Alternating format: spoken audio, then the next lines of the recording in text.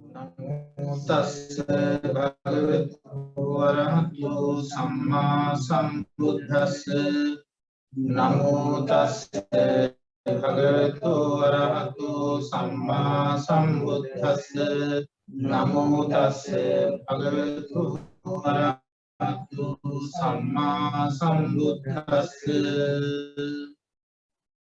नाटम तिरुवन सरनाई අද අපි මේ පාඩම් මාලාවේ ඉතා වැදගත් පාඩමක් ආරම්භ කරන්නටයි සූදානම් වෙන්නේ.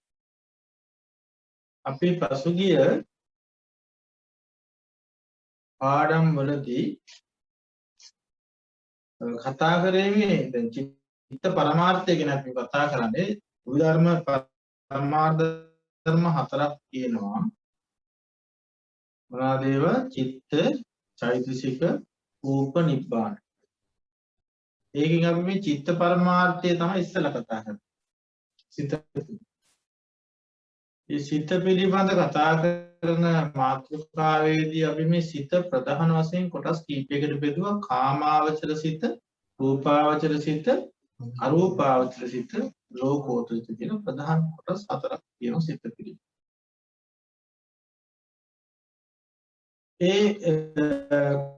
කාමාවචර සිත කියන එකත් අපි කොටස් කීපයකට බෙදුවා. මතකද? අකුසල් සිත්, අහේතුක සිත්, සෝබන සිත්. අකුසල් සිත්, අහේතුක සිත්, සෝබන සිත්. අකුසල් සිත් 12ක් කතා කරා මතක ඇති. අහේතුක සිත් කීයක් කතා කරා? 18ක් කතා කරා. පසුගිය පාඩමේ අපි ඒවා කතා කරන්නේ.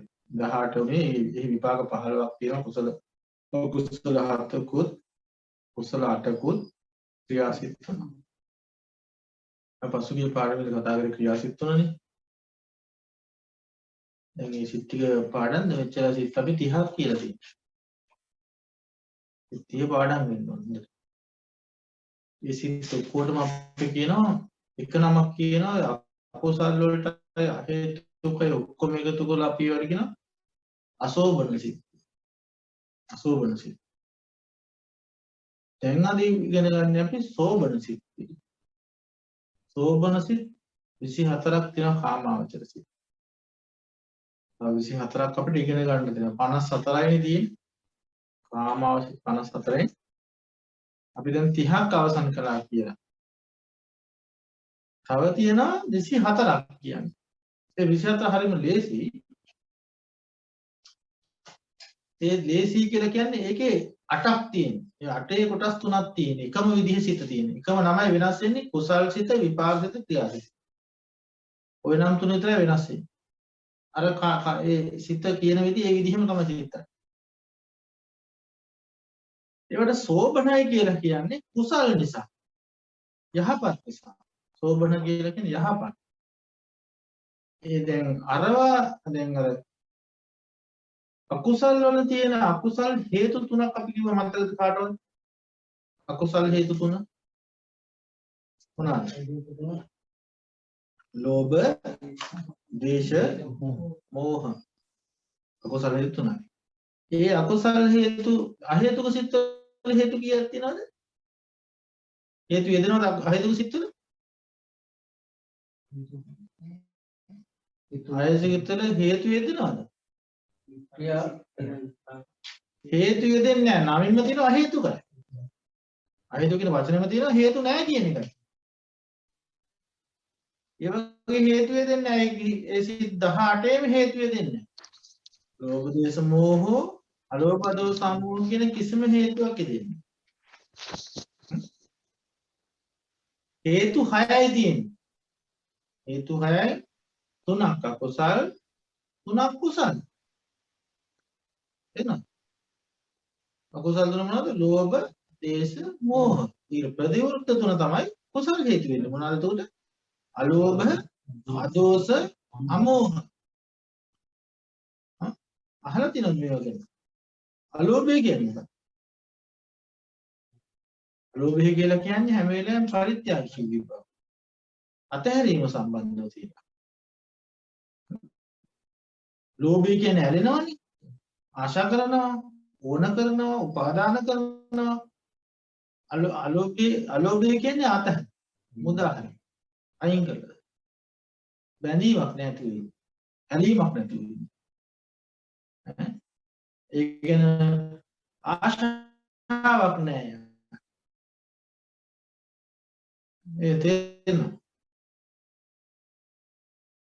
උපාදාන කිරීමක් නැහැ.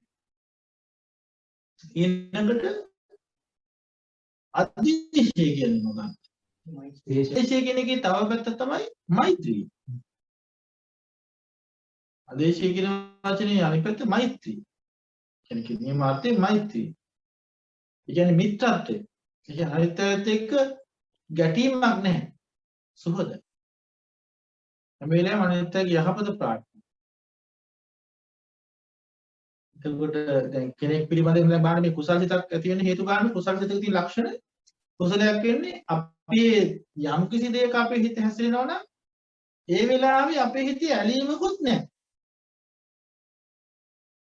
ලෝභයක් වගේ දෙයක් ආශාවක් වගේ දෙයක්වත් නැහැ. ඒ වගේම ගැටීමකුත් නැහැ. තරහකුත් නැහැ අපි ඒ ක්‍රියාව තුළ.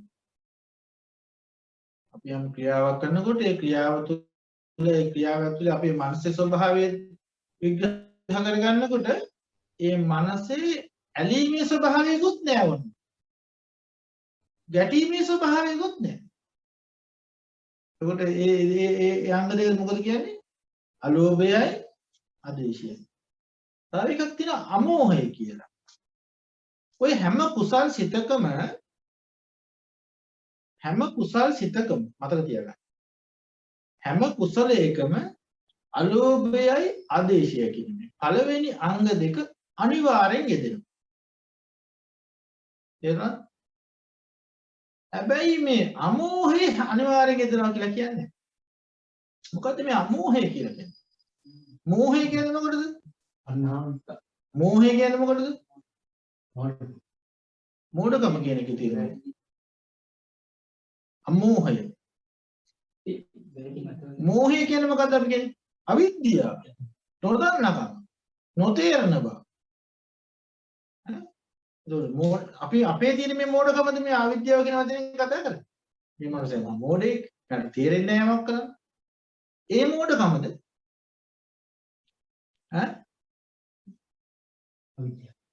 දැන් ඔයගොල්ලෝ කියන්නේ මේ කාරක විද්‍යාඥයෝ ඉන්නවා, ග්‍රහ ලෝක ගැන ගවේෂණය කරන අය ඉන්නවා, නවීන අවියාවද නිෂ්පාදනය කරන අය ඉන්නවා, මහා විද්‍යාඥයෝ ඉන්නවා. එතන තියෙන්නේ අමෝහයද? ඒ මෝඩ නැද්ද?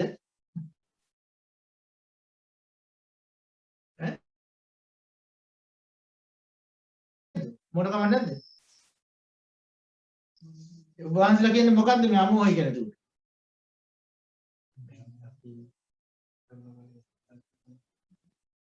දැන් ඔය දැන් ලෝකේ ඉන්න මහා ප්‍රඥා නේද? ගොඩාක් ඔය විද්‍යාඥයන් ගොඩාක් ඔය උගතුන් කියලා මහාචාර්යවරු ඔය විද්‍යාඥයන් පහළ වෙනවානේ. ඒ කට්ටිය අපි කියනවා ඒ කට්ටිය අමෝහේ නැද්ද ඒගොල්ලන්? ඒ කියන්නේ මෝහේ නැද්ද? අමෝහේ දෙක තියෙන ඒගොල්ලෝ. දැන් නවීන අවියාවද නිෂ්පාදනය කරනවා. මිනිස්සු දහස් ගණන් සත්තු දැන් ඉස්සර නම් මේ වැද්දෙක් කලේ දුන්නකින් ගිහිල්ලා එකෙක් මරා ගන්න එකනේ. දැන් මොකද කරන්නේ? දැන් එක සැරේ ඕන තරම් සත්තු මරන්න පුළුවන් මැෂින් හදාගන්න. පහසුවෙන් කරගන්න. ඉස්සර බිලිකොක්කක් දාලා මාළුවෙක් කරලා දැන් මොකද? අර යාත්‍රාවලින් විශාල දැල් අරන් ගිහින් සවාල ප්‍රදේශයේ ඉන්න සීල මාළුන් ගන්නවා. ඒ මැෂින් හදා. එතකොට දැන් මේගොල්ලන්ගේ මොලේදී තියෙන්නේ ඒ කියන්නේ මොලේ කියන්නේ ඒ ප්‍රඥාවදී ඒ අමෝහය නෙමෙයි. ඒ එතන තියෙන අවිද්‍යාව. එතන මෝහය තියෙන්නේ. තේරුණාද? මේ අමෝහය කියලා කතා කරන්නේ වෙනම මාතෘකාවක. ඒ කියන්නේ බුද්ධිලෙක් දැන් අපි දැන් උගතෙක් බුද්ධිමතෙක් එයා තමයි ඔක්කොම දන්නේ. එහෙම කතාවක් නෑ මේ අමෝහය සම්බන්ධ. ඒක සාමාන්‍ය සම්මුති ලෝකයේ අපි ව්‍යවහාර කරනවා. මෙයා යමක් තේරුම් ගන්න, ඒ කියන්නේ යමක් මතක තබා ගන්න පුළුවන්, හිතන්න පුළුවන්. හැබැයි නරක පැත්ත හිතන්න පුළුවන් නේ. නේද? දැන් ඔය න්‍යෂ්ටිකාවිය නිෂ්පාදනය කරනවා.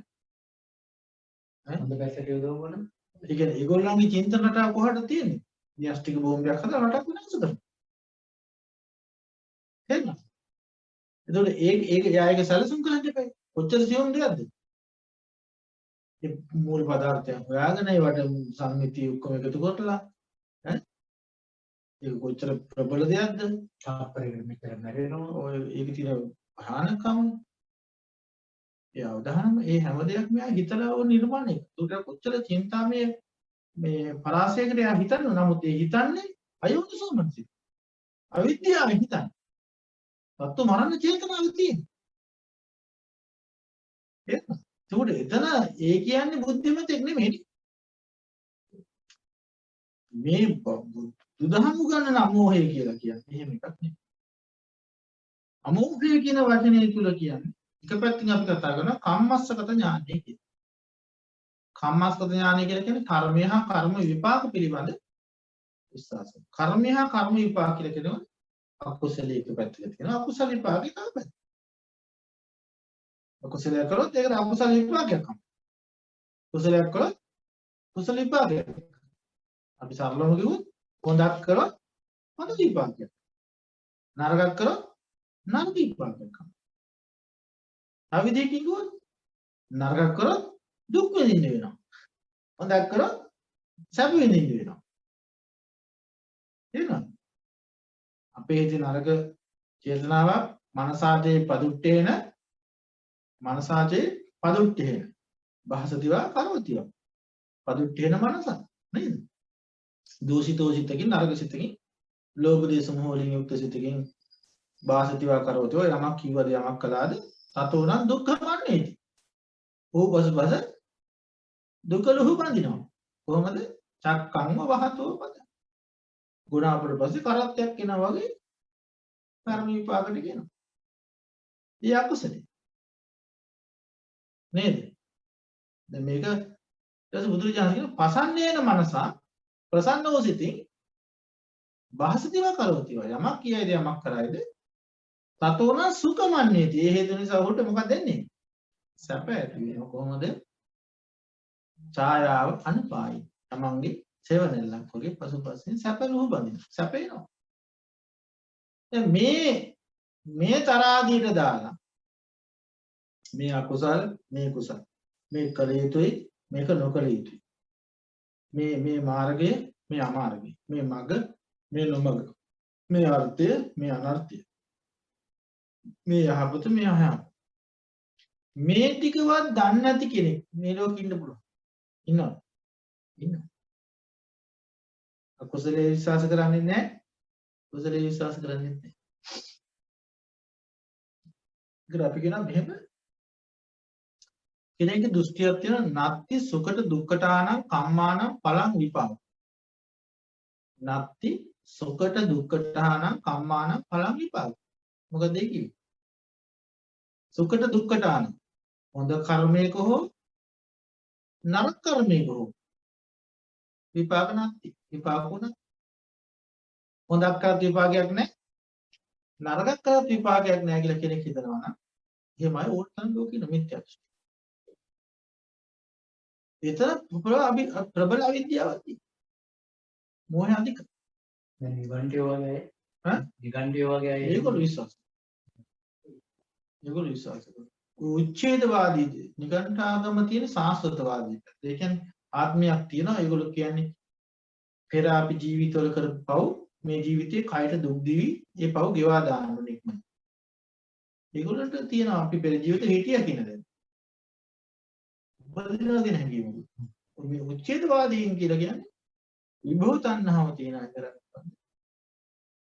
නැවත මේ ජීවිතේ පස්සේ ආත්මය විශ්වාස කරන්නේ. අතීතයේ හිටියා කියලා විශ්වාස කරන්නේ. මොනතරම් කාල බීලා මේ පොදිලා පව් කරලා ජීවත් වෙන ඒ වගේ මරණ පස්සේ යන කෙනෙක්.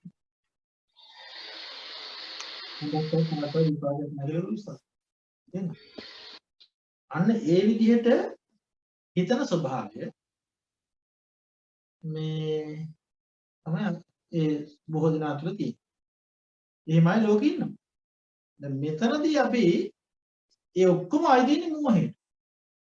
අමෝහය කියන වචනේ ඊට වඩා හාත්පසින් ගැඹුරට යන අදහසක් ඒකේ තියෙනවා. නුවණ.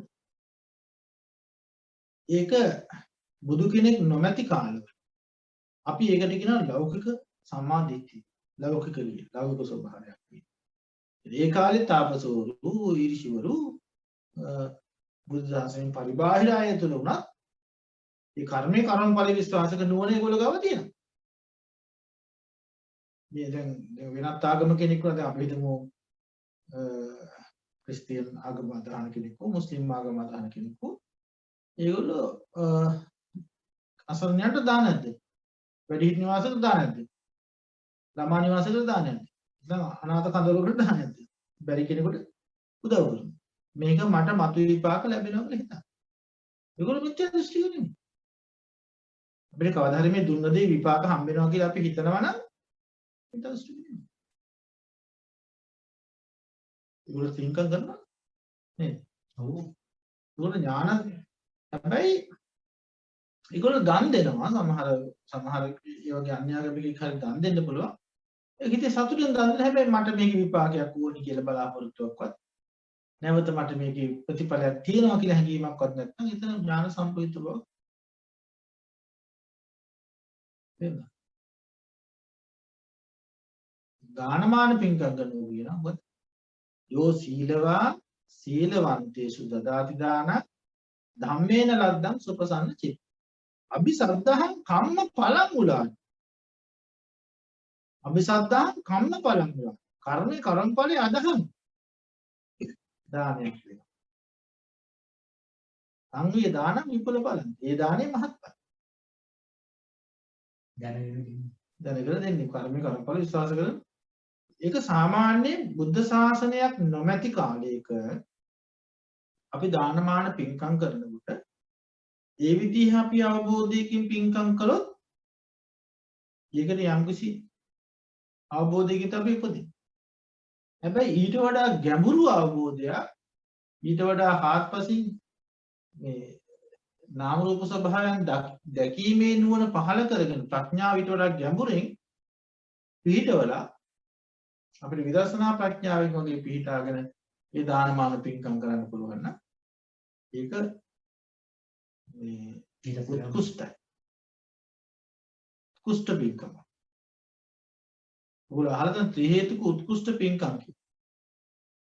ත්‍රි හේතුක උත්කෘෂ්ඨයි කියලා කියන්නේ අලෝභ, අදෝස, අමෝහ කියන හේතු ප්‍රබල වශයෙන් යෙදිච්ච හිත.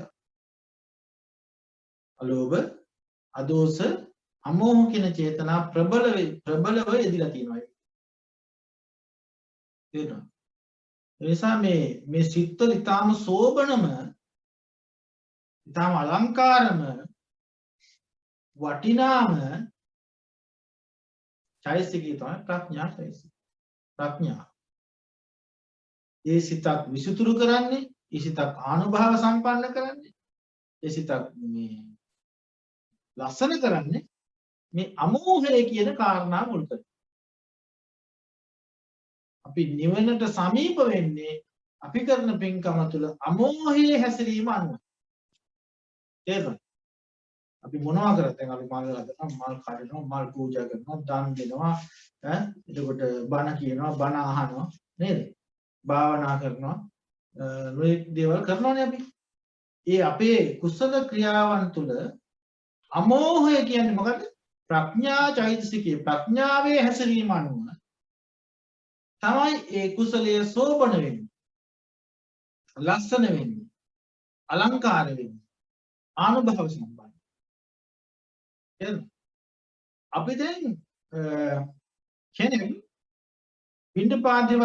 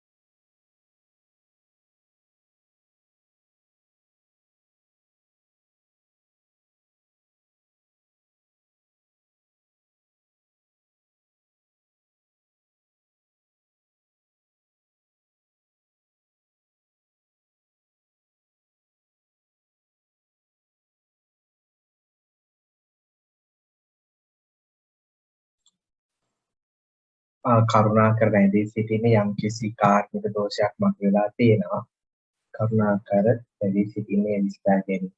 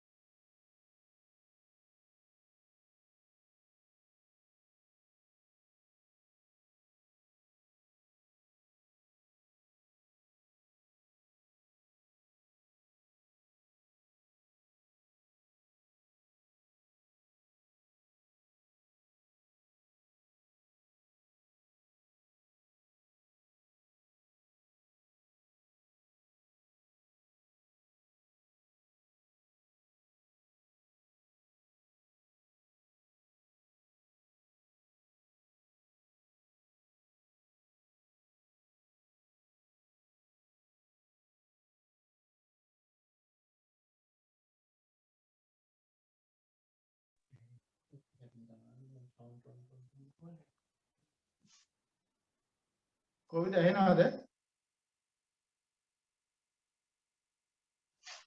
එහෙමයි ස්වාමීන් වහන්සේ ඇහෙනවා. ඇහෙනවා ස්වාමීන් වහන්සේ. හා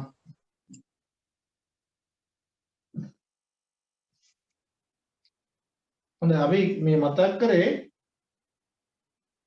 මේ සිතක තියෙන ඥාන සම්පූර්ණ කොවිද සංස ඇහෙනවද? ඇහෙනවා ස්වාමීන් වහන්සේ.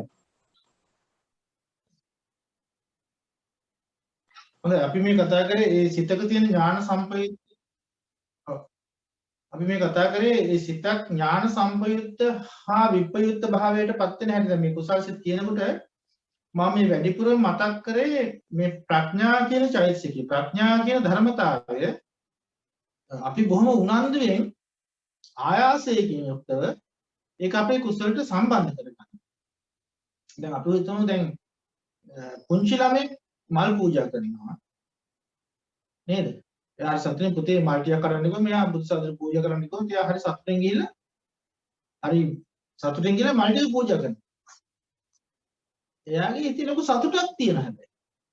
හරි ආසාවෙන් එයා ඒක කරන්නේ. නමුත් එයාට නුවණ එදිලා නැති වෙන්න පුළුවන්. මොහු පුරා ගිය මේරීමටපත් වෙච්ච තියුණු ප්‍රඥාවක් එයාට උපදවා ගන්න එයාට තාම අත්දැකීම් මදි. ප්‍රඥාවේ භාවිතේ මදි. නේද? නමුත් සතුටින් දෙනවා. සමහර ඇත්තෝ ඉන්නවා මේ හරි සන්තෝෂෙන් අඬාට අබින් පෙරලි පෙරලි ශ්‍රද්ධාවෙන් පූජා කරනවා. ශ්‍රද්ධාවෙන් පින්කම කරනවා. නමුත් නුවණ නැහැ. හරියට එතන තියෙන උපේක්ෂා, ඒ කියන්නේ හරියට එතන තියෙන ත්‍රිලක්ෂණය පිළිබඳ අවබෝධය ප්‍රඥාව කියන අංගයට වැදගත්කමක් දීලා නැහැ. අපි කරන හැම කුසලයක්ම අපි යෝනිසෝ මනසිකාරයෙන් හිතලා කල්පනා කරලා ඒ කුසලයට අපි අනිවාර්යයෙන්ම ප්‍රඥාව කියන එක යොදන්න.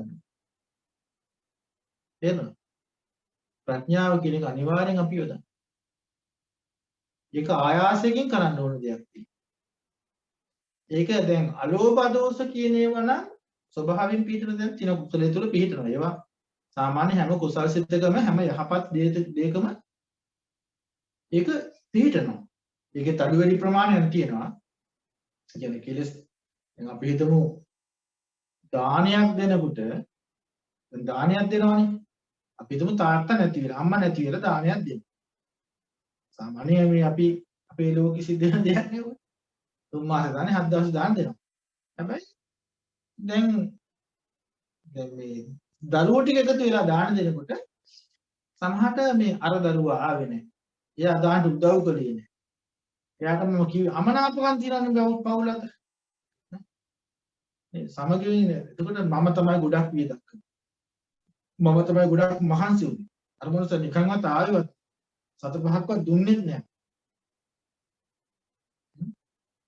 එතකොට එයාගේ අමනාප අනිත් සහෝදරයගේ අමනාපෙන් දැන් මෙයා පින්කම කරනවා. පින්කම ඇතුලේ මොනවද හිතන්නේ? මේ ආවේ නේ. අර සත පහක්වත් දුන්නේ නැහැ. අලෝපදේ මොකක්ද තියෙන්නේ? මේ මිනිහා බලන්නකො මෙහෙම කරන්නේ නැහැ. අර වැඩේ හරියට කරන්නේ නෙමෙයි මේ මිනිස්සු. හිත අවුල් කරගෙන හිත නොසන්සුන් කරගෙන පින්කම කරනවා. දානෙත් දෙනවා මිනිහා දන් දෙනවා. පිරිකරත් ඔක්කොම මේ පූජා. නමුත් හිත ඇතුලේ ප්‍රබුද්ධ වූ හිත ඇතුලේ ශක්තිමත් වූ කුසල චේතනාව නැහැ නේද? ඒ කුසලයේ ඇතුලේ මොනවද කියලා හිතන්නේ? කුසලයට අකුසලයේ ඇවිල්ලා බාධා කරනවා.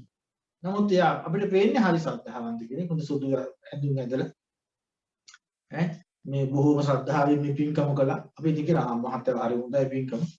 කිසි අඩුවක් නැහැ. ප්‍රමාණ පිනක් ඒක. හොඳටම පින්කම සිද්ධ වුණා. එහෙම කියනවා නේද? නමුත් අර මිනිහා හිතේ ඇතුලේ මොනවද තිබ්බේ? හිතේ ඇතුලේ අරම මතක් වෙලා තියෙනවා. එතකොට අර කුසලයේ ආරම්භයේ ඉඳලා අවසානයේ දක්වා කුසල් සිතින් කුසල් ශක්තිමත් වේ ප්‍රත්‍යවි ආවේ නැහැ නේද? දාන දින වෙලාවේ සිත පිරිසුදු වුණාට දානේ දින අතර වාරේදී යට අකුසලයේ ඇවිල්ලා කුසලයට බාධා කරනවා. ඒක කුසලයේ දුර්වල වෙනවා. එහෙනම්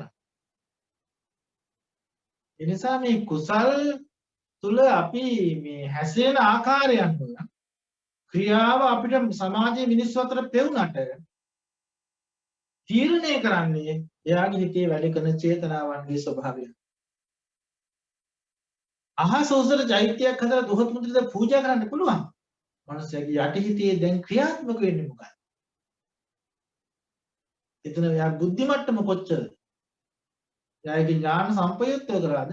ඥාන විප්‍රයුක්තව කරාද කියලායි ප්‍රශ්නේ තියෙන්නේ.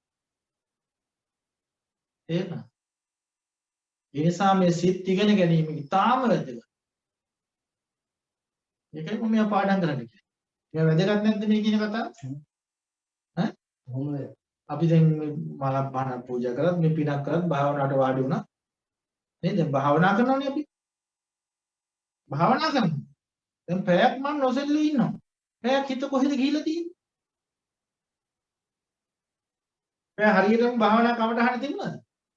ඔන්න දැන් භාවනාවට කොට්ට ටික දාලා කොට්ට උඩ ඉඳගෙන හොඳට දැන් පහසු ඔක්කොම හදාගෙන ඉඳ ගන්නවා භාවනාව. කමටහන ගන්නවා. විනාඩි 5 යන්නේ නින්ද යනවා. නිදි. බෙල්ල කඩාගෙන නිදි. පැයක් විතර ගිහිල්ලා දැන් නැගිටිනවා. දැන් පැයක් මම භාවනා කරා. ඒ පැයේ මෙයාගේ හිත ඥාන සම්පයුක්ත වුණාද? පැයේ මෙයාට ආනසංස ඒ විනාඩි 5යි එයා හිටියේ භාවනාවේ. හරියට ප්‍රබුද්ධ මනසකින් අවදිමත් මනසකින් හිටියේ පැය විනාඩි 5යි. ඉතින් විනාඩි 55ම එයා නිදි. ඒ කියන්නේ මොකෙන් නිදලා තියෙන්නේ? ඊන මිද්දේ. ඊන මිද්දේ කියන්නේ මොකක්ද? නීවරණ ධර්මය. ප්‍රමාදයට කාරණය. ඒතර මොකද වෙලා තියෙන්නේ? කුසල සිතෙන් නෙමෙයි ඉඳලා. එතකොට වීරිය එදිලා නැහැ. කුසල ධර්මතාව ටික එදිලා නැහැ. තේරෙනවද? මම පැයක් භාවනාවට වඩලා ඉන්නවා. මට ඉන්න පුළුවන් පැයක්. එහෙම නෙමෙයි. විනාඩි 5 හරි කමන්නේ අපි අවදිමත් වෙන්න ඕනේ. මොහොතින් මොහොත වර්තමානයේ තුල අපි අර කුසල චේතනාව අඛණ්ඩව අරන් යන්න. ඒකයි වැදගත් තියෙන්නේ. තේරුණාද? භාවනාව කියන්නේ එහෙම දෙයක්. මේ පැය තුල අපි සිත කම්මලක් වෙන්න පුළුවන්. කියන්නේ අපි කියන්නේ යුද්ධයකට නෙමෙයි බහැලා තියෙන්නේ. භාවනාව කියන්නේ මොකද්ද? යුද්ධයක්. සතුරු හා මිතුරෝ එක යුද පිටියට දාලා තියෙනවා. මිතුර කවුද? ශ්‍රද්ධා, සති, විරිය, සමාධි, ප්‍රඥා. ශ්‍රද්ධා, විරිය, සති, සමාධි, ප්‍රඥා. මේ පංච ඉන්ද්‍රිය ධර්ම ටික. තමයි මිතුරෝ ටික. හතුරු ටික කවුද? කාමච්ඡන්ද, ව්‍යාපාද, තීන මිද්ද, උද්ධච්ච කුච්ච, විචිකිච්ඡා. මේ සතුරු පස් දෙනා. මේ සතුරු හැම වෙලාවෙම උපායශීලීව ඒකට සසර පුරුද්දන අර නිතරම අපිට බාධා කරන්න එනවා. මිතුරු ශක්තිමත් කරන්න. ඒගොල්ලෝ පිළිබඳ අවදියෙන් ඉන්න ඕනේ. ඒගොල්ලෝ හරියට අපි ඒගොල්ලන්ට ශක්තිය හැම වෙලාවෙම ලබලා දෙන්න. එතකොට අර මේ ඒගොල්ලන්ට තියෙන මේ හැකියාව අඩු වෙනවා. අපි භාවනාවේදී භාවනාව කියන්නේ සමාධියංගය විතරක් අපි බලාපොරොත්තු වෙනවා. තේරුණාද? මට භාවනාවට ඉඳගත්තම මම ඔහේ පාවි ඉඳි මට කිසිම මේ වේදනාවක් එන්න බෑ, කිසිම චේතනාවක් එන්න බෑ, කිසිම සිතිවිල්ලක් එන්න බෑ. මට කිසි වේදනාවක් දැනෙන්න බෑ, මගේ හිත වික්ෂිප්ත වෙන්න බෑ, මගේ හිත පිට යන්න බෑ, මගේ හිත මං කියන විදිහට ඔහොම ගල තිබ්බා වගේ ඉන්න ඕනේ, පුළුන් රොදක් වගේ තියෙන්න ඕනේ. ඒක තමයි භාවනාව හොඳයි කියලා මං කියන්නේ. එහෙම තමයි මගේ හිතේ මම මවාගෙන ඉන්න භාවනාව ගැන ආකල්ප. නමුත් එහෙම වෙන්නේ නැහැ. මොකද වෙන්නේ භාවනාව ඉඳගත්තා. අර කුළු හරකෙක් කියන්නේ නිදර්ශනේ නිදලා ඉන්න හරකෙක්. කුළු හරක කියන කෙනාට සංවරයක් නැහැ. එයා නිදහස ඉන්නේ. එයා කවදාවත් ලණුවකින් බැඳලා නැහැ. දැන් එක උපායශීලී මිනිස්සෙක් මේ සතාව උගුලකට අහු කරොත් මොකක් වෙයිද මේ සතාට? ඌ ඉඳි රාමණ හොඳ උගුලට අහුම මට හොඳ තැනක් මෙතන කියලා එහෙම ඉන්නවද? ඌ සාමාන්‍ය දඟලනට වඩා දඟලන්නේ නැද්ද?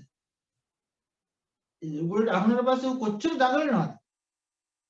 ඌ සාමාන්‍යයෙන් නිදහසේ හිටපු කාලේ වගේ නෙමෙයි. උගුලට වැටිච්ච ගම අලු පොළවේ පස් පෙරලන පිම්බිනවා. ඈ ඌ බුදුම විදියට දඟලලා ඌ මෙතනින් පැනලා යන්න බලන්න. අපේ හිතත් අන්නේ වගේ භාවනාවට පරිකරණය කරනවා. භාවනාවේ මුල් අවදියේ ඉඳගත් ගම. නමුත් අපේ මවාගෙන තියෙන්නේ මොකද්ද භාවනාව කියන්නේ? මගේ හිත තැම්පත්ව තියෙයි. මගේ හිතට නරක චේතනා නැති වෙයි. දැන් මේක යකායේ කම්මල වගේ හිත ඇවිස්සෙන්න පටන් ගන්න ගතේ වේදනා ගත නුහුරුයි භාවනාවට බෑ ඉඳගන්න. පුරුදු නැහැ. එක්කම එනවා දාඩිය දානවා හිත වික්ෂිප්ත කරනවා මේ විදිහට එක ඉරියව්වක අත් දෙක බැඳගෙන ඉන්න බෑ පුරුද්දක් නැහැ. හිත අයාලේ දුවනවා රට හැමතැන. උම්මත්තකෙක් වගේ දුවනවා. ඉස්සු හැදිච්ච සතෙක් වගේ වල් සතෙක් වගේ. දැන් මේ ස්වභාවය දැක්කම මේ භාවනා යෝගියට මොකද වෙන්නේ? භාවනාවේ පා. හැබැයි ඒක අකුසලයක් නෙමෙයි.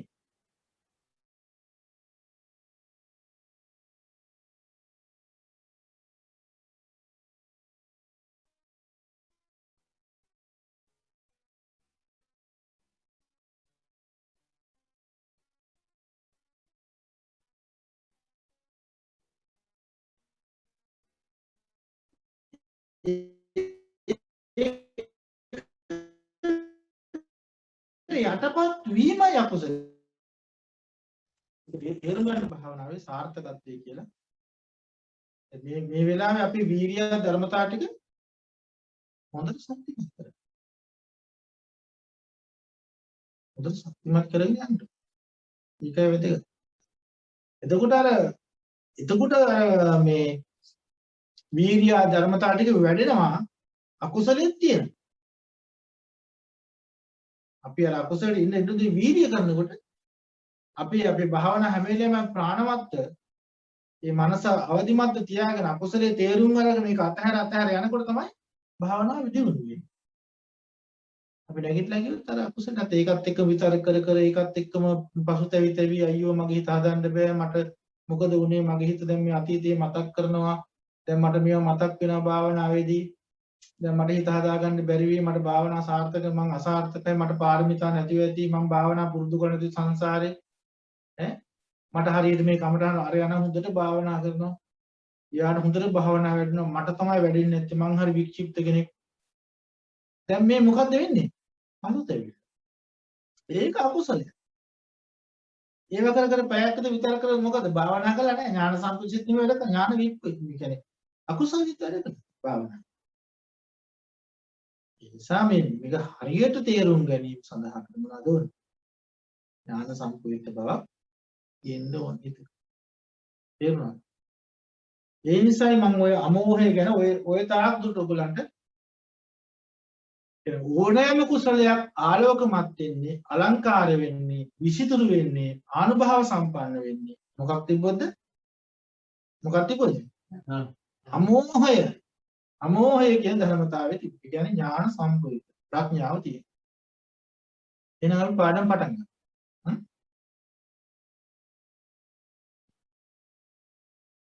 දැන් අද අපි සමහර මේ පාඩම දවස් දෙකක් විතර කරන්න අපි මොකද මේක හරියට ඉගෙන ගන්න ඕනේ මේ සිත හරියට ඉගෙන ගත්තොත් නිවන් දකින්න පුළුවන්. මොකද නිවන් දකින්නේ මේ සිත් අටෙන්. නිවනට අපි මෙහෙවන්නේ උර නිවන් දකින්න ඕනේද? ඒකට නෙමෙයි කැපවීම. අකුසලයේ ප්‍රතිබාහනය කරන්න ඕනේ. අකුසලයේ දුරු කරන්න අවශ්‍යද? අවශ්‍යයි. එහෙනම් අකුසලයේ දුරු කරන්න අවශ්‍ය නම් කුසලයේ වඩන්න අවශ්‍ය නම් දුකින් ඈතර වෙන්න අවශ්‍ය නම් නේද? නිවන් දකින්න අවශ්‍ය නම් මොකද කරන්නේ? මේ කුසල් සිත් අට හොඳට දැනගෙන පුරුදු කරන්න. මේ උගන්වන්නේ නිවන් දකින්න සිත් අට. නිවන් දකින්න හිත මෙහෙවන සිත් අට. නිවන් දකින්න ලෝකෝත්තර සිත් වලින් ලෝකෝත්තර සිත් කරා යන්න මෙන්න මේ සිත් අට ඉතා වැදගත්. පළමු සිත මොකක්ද? සෝමනස් සහගත ඥාන සම්පයුක්ත අසංඛාරික සිත. සෝමනස් සහගත ඥාන සම්පයුක්ත අසංඛාරික සිත. අපි ඔයගොල්ලන්ට සටහන වෙලා ඇති ඊයේ පාඩම කියන්න බැරි වුණාට සටහන වෙලා තියෙන එක පොඩ්ඩක් බලා ගන්න මේ සිත් අට ගැන අපි මේ සටහන වෙලා තියෙනවා. සෝමනස් සහගත ඥාන සම්පයුක්ත අසංඛාරික පළවෙනි සිත. මෙන්න මේ සිත හරියට අපිට අම්මා කෙනෙක් වගේ. මේ සිත අපිට බුදු කෙනෙක් වගේ පිහිටෙනවා. ඒක තමයි තා වැදගත් නිවන් දකින්න මෙන්න මේ හිත අපිට වැඩිපුර කාලයක් වැඩි වාර ගන්න අපේ ජීවිත තුළින් උපදවන්න පුළුවන් නම් මොන ක්‍රියාවක් තුළ හරි මේක උපදවන්න පුළුවන්.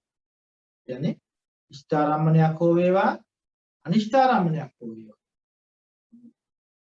ඕනෑම ආරම්භණයක් තුළ මේ සිත උපදවන්න පුළුවන්. අපි ඒක යෝනිසෝ මනසිකාරයට දැම්මොත් මේ සිත වැඩ කරනවා අයෝනිසෝ මනසිකාරයට දැම්මොත් අකුසලයි.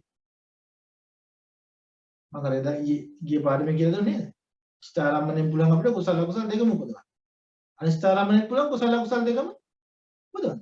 අතිෂ්ඨාරම්මණයෙන් පුළුවන් කුසල අකුසල දෙකම නේ? ඒ නිසා අපි හිතන පතන විදිහයි තියෙන්නේ. දැන් සෝමනස් සහගත ඥාන සම්පූර්ණ අසංඛාරික සිත. පළවෙනි සිත. දෙවෙනි සිත මොකද්ද? සෝමනස් සහගත ඥාන සම්පයුක්ත සසංකාරික සිත. එක වචනය වෙනස් වුනේ. පාඩම් කරන හරියම ලේසි. එක රටාවකට යන්නේ මේ සිත්. සෝමනස්සහගතයි ඥාන සම්ප්‍රයුක්තය සසංකාරික. ඉස්සල්ලාම සෝමනස්සහගතයි ඥාන සම්ප්‍රයුක්තය අසංකාරික. පළවෙනි සිත දෙවෙනි. තුන්වෙනි සිතත් එහෙමයි. තුන්වෙනි සිතේ වෙනස් වෙන්නේ ඥාන සම්ප්‍රයුක්ත කියන කැලේ. සෝමනස්සහගතයි ඥාන විප්‍රයුක්තයි. සෝමනස්සහගතයි ඥාන විප්‍රයුක්තයි හැබැයි අසංකාරික. සෝමනස්සහගත ඥාන විප්‍රයුක්ත අසංකාරික සිත. ඊළඟට හතරවෙනි සිත මොකක්ද? සෝමනස්සහගත ඥාන විප්‍රයුක්ත සසංකාරික සිත. මට හිත අතර බොහොම ලේසියෙන් පාඩම් කරන්න පුළුවන්. වචන දෙක තුන එහෙට මෙහෙට වෙන්නේ නේද? සෝමනස්ස කියන වචනේ හැම සිතකම තියෙනවා. සමහර සිත ඥාන සම්ප්‍රයුක්ත, සමහර සිත ඥාන විප්‍රයුක්ත. සසංකාරික අසංකාරික බෙදේ සිතේ වෙනස් වෙනවා. ඊළඟ සිත හතර. ඒකට එන්නේ උපේක්ඛා සහගත. උපේක්ඛා කියන වචනේ විතරයි අනිත් ඔක්කොම අර කලින් සිත විදිහමයි. ඔය සෝමනස්ස කියන තැනට වැටෙන්නේ මොකද්ද? උපේක්ඛා කියන වචනේ. උපේක්ඛා සහගත ඥාන සම්ප්‍රයුක්ත අසංකාරික. උපේක්ඛා සහගත ඥාන සම්ප්‍රයුක්ත සසංකාරික සිත. ඊළඟට උපේක්ඛා සහගත ඥාන විප්‍රයුක්ත අසංකාරික සිත. උපේක්ඛා සහගත ඥාන විප්‍රයුක්ත සසංකාරික සිත.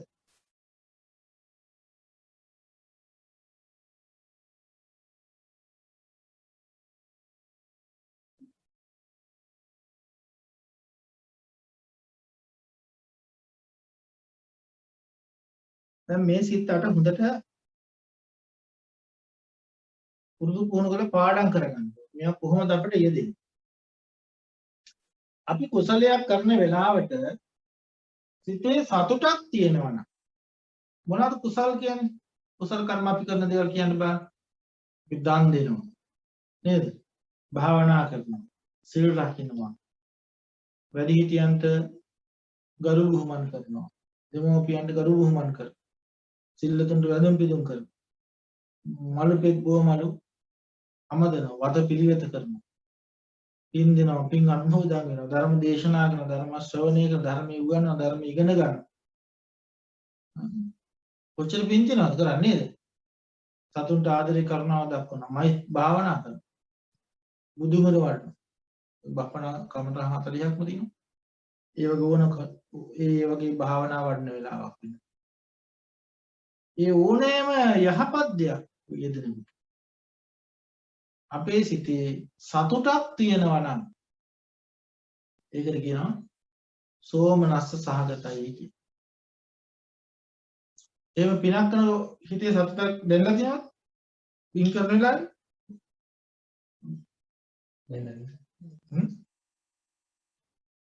එන්න හිනයි පරිපා ගන්න බැලති. ඔව්. සන්තෝෂයේ තියනවාද බලන්න හිතක.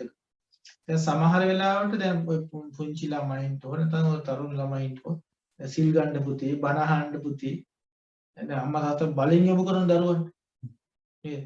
හැන්දෑ 6 වෙනකොටත් දරුවා නෑ දරුවා එක එක වැඩ සෙල්ලම් කරන්න කියලා. දැන් අම්මා කියන පුතේ මල් කඩන්න දැන් පුදුම වදින්න ඕනේ.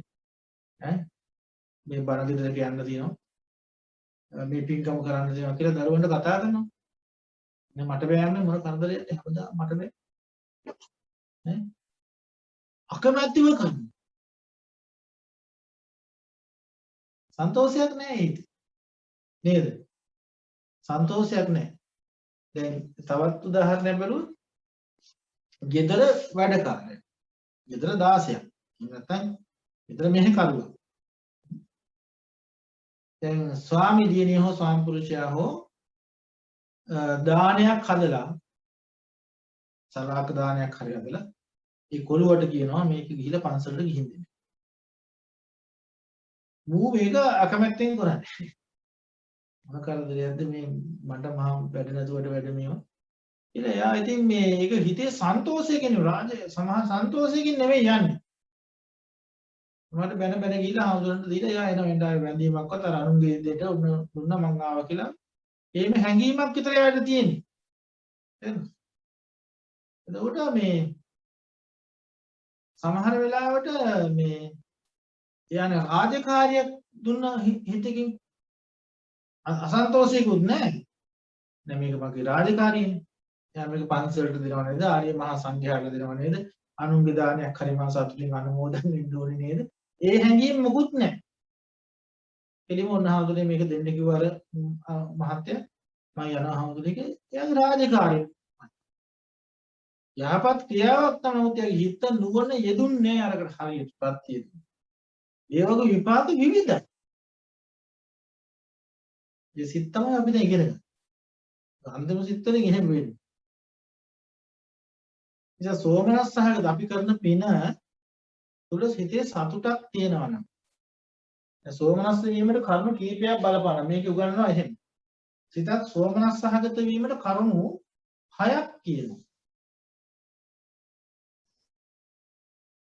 එකක් තමයි දැන් මේ වගේ කුසලයක් සෝමනස් සහගත සිතකින් කරපු කුසලයක් මරණාසන්න වෙලාවේ මතක් වෙලා ඒ සෝමනස් සහගත සිතකින්ම ප්‍රතිසන්දි ලබන්නේ. මේකෙම විපාකෙදී ඊළඟට අපි ඉගෙන ගන්නවා. සෝමනස් සහගත ඥාන සම්පේත අසංකාරික විපාක සිතකින්. ඒක ප්‍රතිසන්දි ලබා දුන්න අවස්ථාවක් වෙනවා. එහෙනම් එයා ඉපදිලා තියෙන්නේම සෝමනස් සහගත සිතකින්. දැන් සමහර මිනිස්සු ඔයගොල්ලෝ දැකලා තියෙනවද? හරි ප්‍රියමනාපයිනේ. මිනිස්සු දැක්කම නිකන් බුම්ම ගන්නෑ. බලන්න සමාජේ හරි ප්‍රියජනකයි ප්‍රසාදනීයයි. හැම වෙලාවෙම hina වෙන්නේ. ඒ මිනිස්සු දුකක් තිබ්බත් මොහොතයි දුක තියෙන්නේ. නැවත ඒ ප්‍රියජනක බව යාට නිතර වැටෙනවා. සමහර මිනිස්සු ඉන්නවා ප්‍රශ්නයක් වුණා මේ ගැන හිතා කල්පනා කර මූණ අකුල ගත්තා නම් ඒක ලේසින් දිගහැරෙන්නේ. කවදාකවත් හිතේ සතුටක් පෙන්වන්නේ නැහැ මේ මිනිස්සයා. hinaවක් නැහැ. නිකන් গুপ্ত චරිත බුම්මගෙන ඉන්නේ. එතකොට මේ සෝමනස් සහගත ඉපදින කෙනෙක් නෙමෙයි යා. අපි තීරණය කරන්නේ. ඒ සෝමනස් සහගත ඉපදින කෙනා හැම වෙලාවෙම සතුටෙන් ඉන්නේ. සන්තෝෂී තියෙන මොකද එයාගේ භවාංග හිත් චිත්ත වීතිය තුළ වැඩිපුර ක්‍රියාත්මක වෙන සෝමනස් සහගත චිත්ත පරම්පරාව. එයා අරමුණක් නැති වෙලාවට එයාගේ අරමුණ තුළ මේ කියන්නේ සෝමනස් සහගත ප්‍රසංසල සිතේ පවතින්නේ. ඒ භවාංග හිතේ සෝමනස්සේ තියෙනවා. සෝමනස් සහගතෙන් ඉපදිලා තියෙනවා. ඒකට හැම වෙලාවෙම දැන් ප්‍රශ්නයක් වුණත් එයා මොහොතක විතරයි දුක් වෙලා ඉන්නේ. අනිත් වැඩ කතා කරලා hina වෙන හැම වෙලාවෙම යා ප්‍රියජනක විදිහට ප්‍රශ්න වල එවිලා ඉන්නේ. සමහර මිනිස්සු නිකන් හැම වෙලාවෙම යමක් හොඳ දෙයක් දකින්නේ නැහැ. යහපතක් දකින්නේ නැහැ. කෙනෙකුගේ ගුණයක් දකින්නේ නැහැ. මොනවා කළත් අඩුවක්මයි පේන්නේ ඒගොල්ලන්ට. එහෙමයි දැකලා නැද්ද? ඇදයක්මයි පේන්නේ. කෙනෙක්ගේ දේ කාත්පසින් දැකලා සතුටු වෙන්න බෑ. සතුටු සිතක් උපදවන්න බෑ යාට. හරි අවාසනාවන්ත තත්ත්වයක් ඒක. කුසල් වැඩින්නේ නැහැ ගොඩක්. හැම වෙලාවෙම විවේචන. එයා හොඳක් එයා උච්ච හොඳද එයා කොහොමද? ගුණ මකාදා. සතුටු වෙන්නේ නැහැ. මෛත්‍රී කරුණාව හරි අඩුයි. හැම වෙලාවෙම නිකන් කල්පනා ලෝකවල හැම වෙලාවෙම බර කල්පනාවල ඉන්නේ. මේ ප්‍රියජනක භාවයක් නැහැ. ප්‍රසාදනීය බවක් නැහැ. දුටුවන්ගේ හිත් පහදිනවන සමහර අය දැක්කා. මොහොන ප්‍රසන්න. ඒ ප්‍රියජනක බවක් ඇති වෙන්නේ මොකද? සෝමනස් සහගත සිතක ඉපදෙන එක. ඒක උත්පත්තියෙන් ගෙන ආපු දෙයක් ඈ. ඊළඟට ශ්‍රද්ධාව බහුලව ඇති වෙනවා. ඒ සෝමන දැන් අපි දැන් බුදුන් වන්දනා කරනකොට 13 වහන්සේලා වන්දනකොට බුදු ගුණ කියනකොට අපේ හිත ප්‍රබෝධමත් වෙනවානේ. සතුටෙන් පිනා යනවා. තමට ඇස්වලට කඳුළුත් වෙනවා. ශ්‍රද්ධාව වැඩි බුදු ගුණ හිතනකොට නේ. එතකොට මේ හිතේ සෝමනස්සේ නිකම් හටගෙන. ශ්‍රද්ධාව බහුල කෙනෙකුට නිතරම සෝමනස් සහගත හිත. සමහර අය බුදු ගුණ කියනකොට බුදුරජාණන් වහන්සේ කියනකොට පුදුමාකාර සතුටක් ඇති වෙනවා. මේ බුදු ගුණ භාවනා කරපුවා. මම ගොඩාක් බුදු ගුණ භාවනා කරන්නේ. දවසකට අපි බුද්ධානුස්සති කියන භාවනාව සතර කමඨහන එකක්. ඒක දවසකට පැය භාගයක බුදු ගුණ හිතන්න. බුදු ගුණ හිතනකොට ඒ කියන්නේ බුදු ගුණ භාවනා කරනකොට තමයි අපේ හිතේ ශ්‍රද්ධාව ඇති වෙන්නේ ගොඩක්. මේ මහා කාරුණිකයන් වහන්සේ මොනතරම් දෙයක්ද ලෝකෙට දීලා තියෙන්නේ. මට මොනතරම් පිළිටක්ද මේ කරලා තියෙන්නේ. අද උන්වහන්සේ පහළ නොවුණා නම් මේ ලෝකෙ මොනතරම් අන්ධකාරයකද. මේ මොනතරම් හොයන්න අමාරු දෙයක්ද උන්වහන්සේ මේ හොයලා දීලා තියෙනවා. ඒ අසමසම සාසුන වහන්සේගේ ගුණ පිළිබඳ අපේ හිතේ භක්තිය, විශ්වාසය, ප්‍රසාදයක් ඇති වෙනකොට ශ්‍රද්ධාව ඉතිරි වෙනවා. එතකොට හිතේ ඇත්තටම ඇති වෙන්නේ සතුට. ඒක සංවේදී බවක් නෙමෙයි. සමහර අය හිතන්න පුළුවන් මේ දැන් සමහරට බණ කියනකොට බුදුගුණ කියනකොට කෙනෙක්ගේ ඇස් වලින් කඳුළු එනවා. බුදුගුණ හිතනකොට සමහරට ඇස් වලට කඳුළු එනවා. ඒ දුකට එන කඳුළු නෙමෙයි. ඒ ශ්‍රද්ධා චෛතසිකයේ තුල රූප කලාප ක්‍රියාත්මක වෙනවා. අපේ මනෝභාවය වැඩ කරන විදිහට අපේ ශරීරය තුල වෙනස් වීම සිද්ධ වෙනවා. ඔයාලා දැනලා දිනවද? කේන්ති කිනට අපේ මස් නලියනවා, දත් මිටි කනවා අපි. රාගෙන් කිනට මූල ඇඟ සරුවාංගෙම දනවා, ගැහෙනවා. ඒකද? දුකින් ඉන්න වෙලාවට අමුතු විදිහක් තියෙනවා. ඒ වගේම මේ අපි මේ අඬනකොට ඇස් වලින් කඳුළු වෙනවා. සංවේදීතනක දේවල්. මතක් වුණොත් එහෙම ඒවා පපුවේ ඇතුලේ සංවේදීලාත්ම උපායාස කියලා කියන්නේ. දරු දුක වගේ දේවල්. ඔක්කොම ව්‍යසනවලදී මහා ව්‍යසන මුළු පවුලම විනාශ වෙනවා.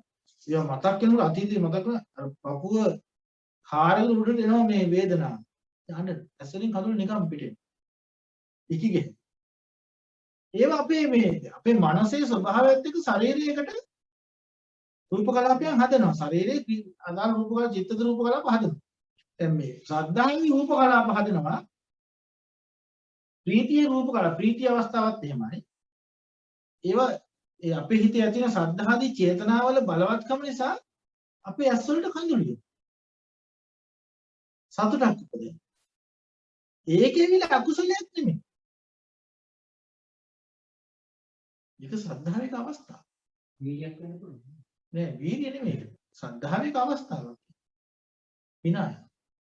ඒ කියන්නේ ඇඟටම දැනිලා ඒ වැඩි. ඒ චේතනාව රූප කලාපයන්ට බලපෑනවා. මුළු සර්වාංගෙම මේ වෙලාවේ ශ්‍රද්ධාවෙන් පිරලා තියෙනවා. ප්‍රීතියෙන් පිරලා තියෙනවා. ඉතින් හදවතට දැනෙනවා නේද? දැනෙනවා. රූප කලාප සමහර මේ රෝම හිලිගඩු පිපෙන. ඔය වෙනස් වීම ශරීරයේ සිට මේ අපේ චේතනාව ඒ චිත්තද රූප කියලා කියන්නේ ඒවට සිත විසින් ඇති කරගන්න රූපය. අපි රූප කලාප අපේ මේ රූප පාඩමේදී අපි ඉගෙන ගන්නවා. මොනවාද චිත්තද රූප කියන්නේ? සිතෙන් ජනිත කරන සිතේ බලපෑමෙන් ඇති වෙන රූප. රූපේ හැඩ ගැහෙන හිතට අනුව නේද? මොකද හිතුව මම තරහින් ඉන්නේ කොහෙද තරහින් ඉන්නවා කියලා දැයි. මොකද දිහා දැක්කම මම කියන්න බලන්න. ඒ පොඩි හඳුත් තරහින් ඉන්නේ කි. හිතද පේන්නේ මට. ඒ කියන්නේ රූපේ තුල ඒ තරහ පේන්න තියෙනවා. අපි රූපේ තුල මේ මනුස්සයා මේ තරහින්ම ඉන්නේ. ඒ කියන්නේ අපි මේ තරහ පෙන්නලා නෙමෙයි රූපේ පේන්නේ. එහෙනම් දැන් අපි තරහ හිතේ තියෙන ධර්මතාවයක් කියලා කිව්වට අපි හඳුනගන්නේ මොකෙන්ද? රූපේන්නේ. එහෙනම් මේ හිතට වේදකම් කළ විතරක් හරිනවද? ලෙඩේ කොහොමද ඉන්නේ? රූපය තුලක් තියෙනවා. විදර්ශනාවේදී රූපේට වේදකම් කරන්න පුරුදු කරනවා. රූපේ සංසිඳපුවම අරක අයින් වෙලා යන ස්වභාවයට විදර්ශනාදී උගන්වනවා. ඒ අපි ඉස්සරහට ඉතින් යකි කරගමු. එතකොට මෙන්න මේ විදිහට අපේ සෝමනස්සය සතුට, ඒ කියන්නේ ශ්‍රද්ධාව බහුල නම් අපේ ඇස්වලින් කඳුළු වෙන්න පටන් ගන්නවා. ඊළඟට පිරිසුදු සම්මා දිට්ඨිය ඇති වීම. පිරිසුදු සම්මා දිට්ඨිය වෙනවා. හරියට හොඳ දැක්ම ධර්මයේ පිළිබඳ හොඳ විනිවිද දැක්මක් තියෙනවා. පිරිසුදු සම්මා දිට්ඨිය කියලා කියන්නේ බාධා නැහැ ඒකට. මෝහේ නැහැ. යා මේ සම්මා දිට්ඨිය කියන එක බණ අහලා ඇති වෙන දෙයක් නෙවෙයි. මෙතන මේ කියන්නේ පිරිසුදු සම්මා දිට්ඨිය කියලා කියන්නේ භාවනා කරලා නාම රූප ධර්මයන් ඇත්තටම සත්පුජ්‍ය ස්වභාවයෙන් තොරයි කියන එක මේවා ධර්මතාව විතරයි කියලා හොඳට මේක පැහැදිලිවම දැනගත්තා නම් මම කියලා කෙනෙක් නැහැ කියන අවබෝධය එක සැරේම කියන්නේ මාර්ගඵල ලබන අවස්ථාවේදී ලැබෙන දැනීම නෙමෙයි සාමාන්‍ය භාවනා කරන යන යෝගියෙකුට තේරෙනවා මෙතන හිස් බවක් තියෙන මෙතන සත්‍යක් නැහැ කියන. ඒ දැකීමත් එක්ක අර ඇති වෙන පිරිසුදු සම්මාදිට්ඨිය. ඒක තමයි ඉතින් භාවනාවට ඉන්න ඉස්සරහට භාවනා කරන යනකොට ඒක උපකාරයි. අන්නේ පිරිසුදු සම්මා දිට්ඨිකෙක් වෙනාම මේ සෝමනස්සේ විතරම ඇති වෙනවා. ඊළඟට කුසල කර්මයන්ගේ විපාක දැනීම. දැන් මම මේ කරන කුසල වලට මට ලැබෙන විපාක පිළිබඳ හොඳ දැනීමක්. කුසලයක් කළාම මේකේ විපාක සිහි වෙනවා. ඒක සතුටක්. ඉද මොදති පෙච්ච මොදති කත පුඤ්ඤෝ උභයත්ත මොදති. අද යම් පුණාතීති පුඤ්ඤ. අද උද පිනායන මේ කුසල කර්ම කරා. ඊළඟට තමයි ඉෂ්ඨාරම්මණයක් ලැබීම. දැන් අපි අනිෂ්ඨාරම්මණයක් තුල කුසල උපදවන එක තියෙනවා. දැන් අපිට මල කඳක් කරේ අසුචි ගොඩක් කරේ මහා අපරාධයක් දකින්න අවස්ථාවක් කරේ නැත්නම් අවලස්සන දෙයක් දකින්න අවස්ථාවක් කරේ අවලස්සන දෙයක් ඇහෙන අවස්ථාවක් තිබුණා අකමැතියක් විඳින අවස්ථාවෙ තිබුණා. එතකොට ඒක අපි ආයාසයෙන් සතුටට යොමු කරගන්නේ. ඒක ආයාසයෙන් ඒතර අපිට මේ අනිෂ්ඨාරම්මණය තුළ සතුටක් උපදවා ගන්න අමාරුයි. මොකද අපි ගැටීමේ ප්‍රතිඋත්තර වැඩක් නේ කරන්නේ. ඒක ටිකක් වෙලා යනවා. ඒක ටිකක් වීර්ය කරලා ඉවරලා අනිෂ්ඨාරම්මණය වීර්ය කරලා ඒ අරමුණ යටපත් කරලා පස්සේ හිත බැලන්ස් වුණාට පස්සේ තමයි එයාට සතුට ඇතිවෙන්න පටන් ගන්නේ. මම ඊට පස්සේ යාට අපෝ මම මේ වගේ ධර්ම අරමුණක් මම නොසැලී හිටියනේ. මේ ධර්ම අකුසල උපදවන්න ඕනේ අරමුණ තුල මම අකුසලයට යටපත් නොවි මම කුසලයක් ඉපදුවානේ කියලා නේද? ඒක ලොකු සතුටක් ඇති වෙනවා. ඒ අතින් ටිකක් වෙලා ගිහිල්ලා. නමුත් අපි හිතමු එක පාට බුදුරුවක් දකින්න ලැබුණා. ප්‍රමාණ ධර්මයේ දකින්න ලැබුණා. සංඝයා දකින්න ලැබුණා. එතකොට එක පාට යට ඉෂ්ඨාරම්මණය. ඒතර මේ ඉෂ්ඨාරම්මණයක් ලැබෙච්චා මේ සෝමනස්ය තියෙන හේතුවක්. එහෙම. එලිම ඉෂ්ඨාරම්මණය මුලදී. ඊළඟට රෝග පීඩා ආදී උපද්‍රවයක් නැහැ. කායික හොඳ නිරෝග සම්පන්න බවක් තියෙනවා. කායේ කිසිම අපහසුවක් නැහැ. කායේ දුර්වලකම් තියෙන කාය අපහසු නම් එතන උපදවා ගන්න අමාරුයි. කායික වේදනාවත් එක්ක ඔට්ටු වෙන්න යනකොට අපිට මේ අර සෝමනස්ය නැති වෙනවා. කාය හොඳට නිරෝගී වෙන්න ඕනේ මේ සෝමනස් සාධක. ওই කාරණා 6 ඉතින් සෝමනස් වීමට බලන්න. ඒක හොඳයි. මම හිතනවා අදට ওই ටික ප්‍රමාණවත් කියලා මම ඊළඟ දවසට මේ පාඩම සිද්ධ කරනවා. මොකද මේක දිග පාඩමක්. මොකද මේ ටික තා හොඳින් පැහැදිලි කරගන්න ඕනේ. සෝමනස්ස සහගත වෙන්න කුසලයක් හරියට කරන්න අපි උත්සාහ කරනවා. නේද? ඥාන සම්ප්‍රයුක්ත බව. ඒ ඥාන සම්ප්‍රයුක්ත බව කියන එක මම පොඩ්ඩක් කියන්න චුට්ටක්. එතකොට මේ අපි ඒක සාමාන්‍ය මිනිස්සේ කර්මස්සක ඥාණයෙන් හිතනට වඩා සිහියෙන් යුක්තව එතන උදේවය දකින්න විදර්ශනා ප්‍රඥාව පිහිටාගෙන සත්බුද්ධි ස්වභාවයෙන් තොර අත්දැකීම අපිට ඒක කුසල කරන මමත් අතහැරලා කුසලයකට උපකාර කරපු කෙනත් අතහැරලා කුසල විපාකයක් අතහැරලා කුසල කරන උපකාර කරගත්ත යම් කිසි දෙයක් තියෙනවා ඒවත් අතහැරලා මතු විපාකත් නැතුව අතීතයට බැඳෙන්නෙත් නෑ වර්තමානට බැඳෙන්නෙත් නෑ අනාගතයට බැඳෙන්නෙත් නෑ අද විපාකයකට බැඳෙන්නේ නැතුව ඒ විදිහට නිස්සාරණ ප්‍රඥාවෙන් කරන කුසල ඥාන සම්ප්‍රයුක්තන බොහෝ ප්‍රබලයි. ගොඩාක් උපකාරයි. ඊළඟ ඒක දිග පාඩම මම ඊට පස්සේ ඊළඟ දවසේදී ඒක තව විස්තර කරන්න උත්සාහ කරන්න. හැම වෙලාවකම සිතක් ওই විදිහට මේ ඥාන සම්ප්‍රයුක්ත බව අපි පිහිටාගෙන මේ හැම කුසලයකටම ඥාන සම්ප්‍රයුක්ත බව සම්බන්ධ කරගන්න. එකතු කරගන්න. එතකොට සාමාන්‍ය අපි කරන හැම දෙයක්ම බොහොම ඍජුවම නිවනට උපකාරයි. මේ අපි ගමනට උපකාරයි. හැම දෙයක්ම භාවනාවක්. ප්‍රතිපත්තහන සූත්‍රය උගන්වන විදිහට ඉරියව්වක්වත් අපිට අසීහෙන් පවත්වන්න බෑ. ඉරියව්ව සම්මිංජිතේ පසාරිතේ සම්මිංජිත කියන අකුරනවා පසාර දිගාරින. සම්පජානකාරී එතන ප්‍රඥා ඥාන සම්ප්‍රයුක්ත කුසල වැඩ කරනවා. නිල කෙලවුණා. ඔව් සිහියෙන්. එතන ඥාන සම්ප්‍රයුක්ත. ආලෝකිතේ විලෝකිත. ඉදිරිය බලන හැටලබ. සම්පජානකාරීව සම්පජානකේ ප්‍රඥා. අභික්ඛන්ති ඉදිරි කරන ආපෝ හැටලයි. හැම ක්‍රියාවක් තුළම මේ ඥාන සම්ප්‍රයුක්ත අපේ ශරීරයේ සෑම ඉරියව්වක් වෙනස් වෙනකොට සිහියයි නුවණයි එකතු කර ගන්න පුළුවන් නම් සෑම වෙලාවකම මේ ඥාන සම්ප්‍රයුක්ත කුසල පුදුවන මේ ඕගොල්ලෝ හිතන් ඉන්න එපා මේ දන් දෙන වෙලාවට විතරක් මේ දානයක් දෙන එක අපේ මිනිස්සු මහ ලොකුවට හිතන් ඉන්නේ. දානේ පූජාවයි මේ වන්දනාවයි ඕක තමයි ඥාන සම්ප්‍රයුක්ත කුසල. එහෙම නෙමෙයි. ධර්මය කියන්නේ මම ගැඹුරක්. අපිට හැම වෙලාවෙම පියවරක් පාසා. ගතේ, තිතේ, නිසින්නේ, සුත්තේ, ජාගෘතේ, වාසිතේ, තුන්නේ භාවි.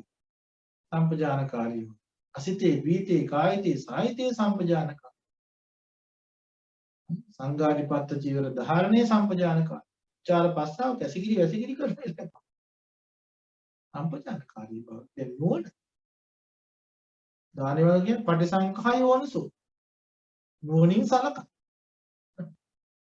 යෝනිසෝ කියන්නේ පටිසංඛා යෝනිසෝ කියන්නේ නුවණින් සලකා ප්‍රත්‍යක්ෂා නුවණින් සලකලා මේ අහක. ඒකේ තියෙන මොකද්ද? ඥාන සම්පයුක්ත කුසල. දානේ වන්දේ වෙනවා. චීවර පුරවන වෙලාව පටිසංඛා යෝනිසෝ චීවරම් පටිසේවා. පටිසංඛා යෝනිසෝ පිණ්ඩපාතම් පටිසේවා. පටිසංඛා යෝනිසෝ සේනාසනම් පටිසේවා. පටිසංඛා යෝනිසෝ ගිරාණපති බේසස් පරික්කාරම් පටිසේවා. අපි ගන්න බ්‍රෂ් එකට දබ්බේ ටික දානකොටත් මොකද්ද පටිසංඛා යෝනිසෝ ඊළඟපච්චේ බේසත් පරික්කාරම් පටිසේ සබන් කෑල්ල ගන්නවා ඊළඟපච්චේ බේසත් පරික්කාරම් පටිසේවා ඒවත් නුවණ මොනවද යෝග තියෙන්නේ සතර මහා ධාතු ගුණ නොදන්නා වූ ස්කන්ධ ධාතු ආයතන ස්වභාවික ක්‍රියාවලියක් උපනයි අනිච්ච ස්වභාවයට යන හැම දෙයක් මේ නුවණ හසුරවා ගනිමින් මොකද කරන්නේ මේ ක්‍රියාවේදී එතකොටයි මනසේ තියෙන අරටු ගැලවිලා ඉන්නේ කෙලස් කහට ගැලවෙන්නේ එතකොට ඉලස් අරටු ඊළඟ දින අපි මම මෝහේ මුලාව පුරුද්ද සසර දුක අසර රැස් කරපු දේ ඔක්කොමත් එක්ක අපි අරටු බහැලා ඉන්නේ මේ මලකඩ කඩන්න ඉලස් කහට කඩන්න මේ ප්‍රඥාව හැම එකටම හරිද මේ ලෝකෙ තුල අපි ජීවත් වෙනවා මේ ලෝකයක් අපිට ඕනේ නේද අතරාතේ බල ඉන්න ඕනේ අපිට දැන් මේ බලන්න කොච්චර දේවල් තියෙනවද මේ මොහොතක් පාසා තමන් දිහා බලා ඉන්න කොච්චර වැඩ ටිකක් කරන්න තියෙනවද 24 පැයෙම තමන්ට කොටු වෙන්න කියලා ධර්මයක් නෙමෙයි කියලා තියෙන්නේ. අපි මුළු 24 පැයෙම ඇස් දෙක ලෝකෙට දික් කරගෙන කන් දෙක දික් කරගෙන නේද? කොයි වෙලාවෙත් ඒ වරමුණු හොය ආවිදිනකොට මේ මිනිහා අමතක වෙලා මේ ඉන්න එක නේද? මම කියන කෙනා අමතක වෙලා තමන්ට කියලා යමක් කරගන්නේ විභාගාතේ අන්ධෙක් වගේ දුවලා තමයි මුළු ජීවිත කාලේ. සාසරම කරේ විභාගාත දුවන්නේ. මම කියලා කෙනෙක් ඉන්නවද දන්නේ. ඔය අවුලක් නැතුව වැඩ කළා තියෙනවා. ඒ නිසා නුවණින් සලකලා මේ ටික මේ විදිහට කරන්න කියලා. උපාරම මතම විනකද දැන් මේ අපි මතක් කරනවා දැන් අපි හෙට ඉඳලා මේ දවස් 10 භාවනා වැඩසටහන පටන් ගන්න නිසා අපිට ඉදිරියේදී දවස් ලබන මාස 12 විතර වගේ වෙනකල් අපිට අවිධන පාඩම කරන්න බැරි වෙනවා. දවස් 4ක් 5ක් විතර මග යනවා අපිට. මොකද අපි අර දවස් 10 විපස්සනා භාවනා වැඩසටහනට අඩු වෙන හින්දා මේ ස්වාමීන් වහන්සේලා ටික අපි නිසා මේ ඇත්තන්ට අපි පුළුවන් වෙලාවට අපි මේ ඉදිරියේ තියෙන පාඩම් වල තියෙන සිත් ටික ඉදිරි පාඩම් කරගත යුතු ටික අපි යොමු කරන්න උත්සාහ කරනම් කොවිස්සංශත් එක්ක කතා කරගෙන එතකොට ඉදිරියට සිත්තරේ මේ කටපාඩම් කරගෙන තියෙනවා නම් මේ චෛසික ධර්ම කටපාඩම් කරලා තියෙනවා නම් මේ පාඩම කියා දෙනකොට වඩා එක පැහැදිලි කරමු. මොකද අපි නුහුරු දෙයක් හැමදාම අලුතෙන් අහනට වඩා අපේ කටපාඩමේ තියෙන දෙයක් ඇහෙනවා නම් ගොඩක් හොඳයි. දැන් අපි ගොඩක් අභිධර්ම විශේෂයෙන් ඉස්සරහට දෙන ඒවා පාඩම් කරලා තියෙනවා නේද? අභිධර්ම සංග්‍රහය වගේ දේවල් පාඩම් කරගෙන ඉන්නවා නම් මේ සිත කියලා අපිට ඉගෙන ගන්න තියෙනවා. සිත 89ම අපිට කටපාඩම්. චෛසික 52ම කටපාඩම්. රූප 28ම කටපාඩම්. මේ විදිහට මූලික කාරණා ටිකවත් අපි මේ කටපාඩම් කරලා තියාගෙන ඉන්න තුලින් මේක හරි ඉක්මනට අපිට මේ අපි පුළුවන් වෙලාවට ටික කටපාඩම් දාන්නම් පුළුවන් වෙලාවකට මේ අභ්‍යාසත් තමයි දාන්න උනන්දුවෙන් මේ වැඩේ කරන්න ඕනේ.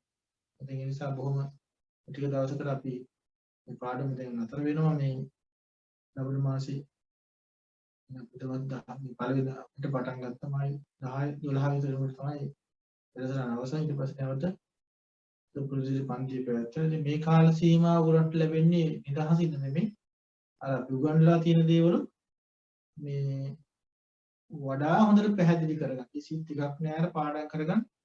ඒ වගේ මම බොහෝමත්ම බලාපොරොත්තු වෙන දේ තමයි ඔයගොල්ලන්ගේ මේ හැම හිතක්ම ගොඩාක් හිත අපිට දැන් අපේ දෛනික ජීවිතය අත්දකින්න පුළුවන් දේවල්. අපි කරන කුසල එක එකතු කරගන්න හිත තියෙනවා. කුසලයක් කරනකොට මේ මතක් කරගෙන ඒවත් එක අපි පුහුණු වෙන්න දේවල් තියෙනවා. අභ්‍යාසය දෙන්න දේවල් තියෙනවා. දැන් පොතේ තියෙන දේ කටපාඩම් කරනවට වඩා වැදගත් වෙන්නේ ඒ හිතත් එක්කම අභ්‍යාස වෙන්නේ. මම දැන් මේ මල් ටිකක් පූජා කරනකොට මොකද බලන්න මේ ඥාන සම්ප්‍රයුක්ත හිතක් මම උපදවගෙන දැන් මල් ටික පූජා කරනවා. මම මේ පින කරනවා. මම අත්පය හොලනකොට ඒක සිහියෙන් කරනවා. ඒක අනිත්‍ය ධර්මතාව ටික බලමින් කරන්නේ. නේද? මම භාවනා කරනකොට හිත පිට යනවා මම ආයෙත් කියනවා සතියට ගේන්නේ නැහැ මේක. ඒකට වැඩ කරන්නේ මොනවද? කුසල් සිත් වැඩ කරනවා. මේ වෙලාවේ මේ කුසල් සිත් වැඩ කරනවා කියන මේ සිහිය අවබෝධයේ පුහුණු වීම තියාගෙන වැඩ කරන්න පුළුවන් නම් මම හිතනවා මේක નિરાයාසයෙන් අපිට පාඩම් හිටනවා වගේම ඒක අපිට සිද්ධි වෙනවා ඇත්තටම. අපේ ජීවිතය හා බද්ධ වෙච්ච කාරණයක් වගේ මේ ධර්මයේ පත් නිසා ධර්මයේ පැත්තක තියලා ජීවිතේ පැත්තක තිබ්බොත් මේ කාරණේ සිද්ධ වෙන්නේ. ධර්මයේ ජීවිතය එකතු වෙච්ච ගමන් ධර්මයේ තමන්ගේ ආකල්ප ටික වෙනස් වෙච්ච ගමන් මේ නිකම්ම ධර්ම අවබෝධය ලැබෙනවා. ඒකයි කියන්නේ. ඉතින් මොනවා හරි ඔයගලන්ට මේ අද උගන්වපෙන් ගැටලු තියෙනවද? දැන් මයික් ඕන් කරලා අහන්නකො මොනවා හරි දෙයක් තියෙනවද?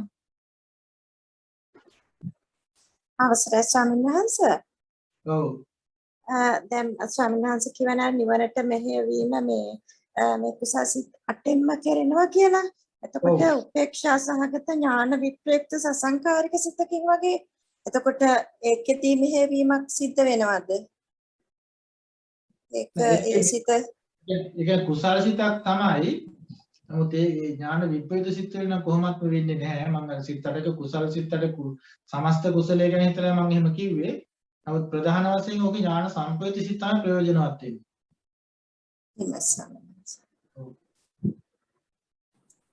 ඒ කුසල සිත ඔව් කියන්නේ. ස්වාමීන් වහන්සේ මේ අපි කරුණු 6ක් ගැන මේ විස්තර කරානේ. ඒක අර තියෙනවා මේ සද්ධාව, දර්ශන සම්පත්, ප්‍රත්‍ය සම්පත්, ප්‍රතිග්‍රාහක සම්පත්, ප්‍රදේශ සම්පත්, කාල සම්පත් කියලා ඒ ටික නේ ස්වාමීන් වහන්සේ නේද? නෑ ඒක නෙමෙයි කිව්වේ. වෙනම ටිකක් නේද? ඒ කියන්නේ සෝමනස්ස වීමේ කරුණු 6ක් බලපාන එකයි අපි කතා කරන්නේ. එමෙ මෙතන තියෙන 6 ස්වාමීන් වහන්සේ වෙන ටිකක්ද? වෙන ටිකක්. සිතක් සෝමනස්ස බලපාන එකක් කොයි කියන්නේ. සෝමනස්ස ඥාන අසංකාරයන් සෝමනස්ස ඥාන සෝමනස්ස සහගත වීමට හේතු වන කරුණු 6 තමයි මතක් කරලා තියෙන්නේ. මේ ටිකතර වෙනස් නේද? වෙනස්. හොඳයි ස්වාමීන් වහන්සේ. තවත් මොනවාද ප්‍රශ්න තියෙනවද ඔයගොල්ලන්ට?